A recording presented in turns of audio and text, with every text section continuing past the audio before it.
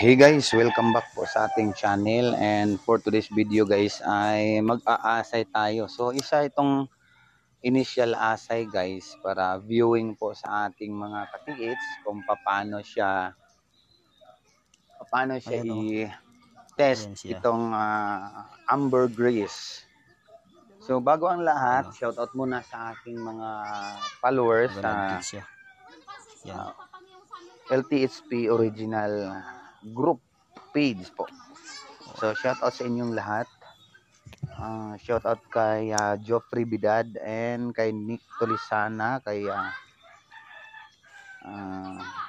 Coronel, kay Jojo Coronel. Shoutout sa inyo kay RX Crown sa ating Star Cinder. And then guys, bago tayo magpatuloy ay intro muna.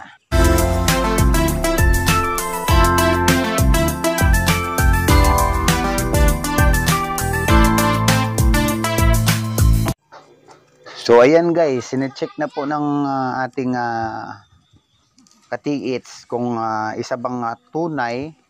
Yan po ay pinakita sa atin guys, pinadala sa ating page kung tunay ba yung nakita nila na lumulutang na bagay. Nakita nila sa dagat po guys, sa laot po. So ayan po, sinecheck nila para ring ano siya guys, parang sibo ng baka or something, ano siya kasi medyo malambot, parang guma, tapos nalulusaw naman siya pag inaapuyan mo guys, lalo na pag i-melt mo siya gamit yung kutsara guys. Pero ito, para malaman natin ang kung tunay ba o hindi yung kanyang item, kayo na po ang humusga. So papakita ko sa inyo yung process ng pag-asay talaga doon sa mga professional asayers na gumagawa niyan o yung bumibili niyan. So papakita ko sa inyo mamaya, keep on watching. Ano bunag na aning daghan ang tana? Kini mo sa Jessica so puro nakaingunan nilang.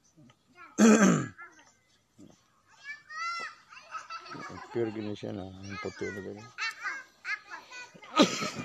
Dira ko rin nakuha sa Diri lang isa. diyan ka nung ito. Dira dagsa. Nguna ko pag idindak-adak mo matanda ko. Sana. So ito po guys ang pag-test o pag-asay ng ambergris. So kukuha lang tayo ng kakaunti, tapos ilagay natin sa kutsara. Ayan po guys. Ngayon ang kutsara naman ay painitin po natin siya sa isang matches o di kaya posporo, pwedeng lighter. Ayan guys.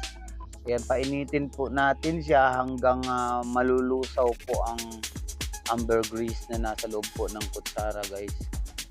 So ayan, natunaw na po siya. Hintayin konti na medyo humina yung kanyang init. Tapos ayan, iti-test natin siya sa kamay. Ayan, magkakaroon po siya ng sticky form. Ayan, magiging sticky po siya na parang plastic na mabilis lang natutuyo. Ayan, sticky po siya, kulay black at sticky. So yan po ang pag-test ng ambergris guys. So ayan po yung mga iba't ibang kulay niya. May brown, black, and so yan po ang iba't ibang kulay ng ambergris guys. Ayan, meron siyang kulay white. Tapos yung iba naman ay yellowish. And then brown. Then may dilaw po siya guys. So yan po guys ang pag-aasay ng ambergris. Kung kayo man ay mayroong makita dyan sa mga katubigan, sa dagat po, especially po sa dagat kasi nga suka po ng whale. So maraming salamat sa inyong pagpanood guys. Please like and share and subscribe to my channel.